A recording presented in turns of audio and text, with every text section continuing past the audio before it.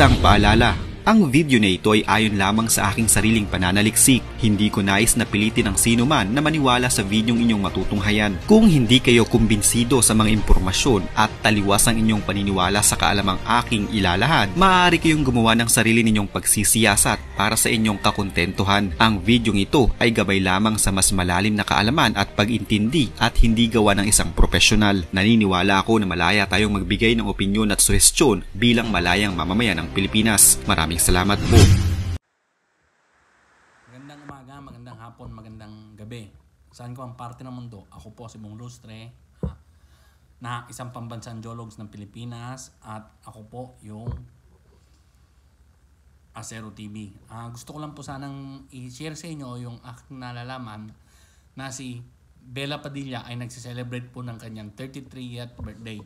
Ma'am Bella Padilla, happy birthday po sa inyo. Sa hindi po nakakaalam, ang tunay pong pangalan ni Ma'am Bella Padilla ay Krista Elias Ramona Hidalgo Suliban.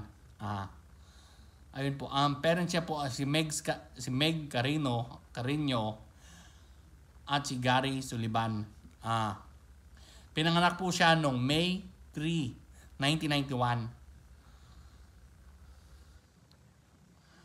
Ang trabaho niya po isang actress, model, at saka marami pa pong iba.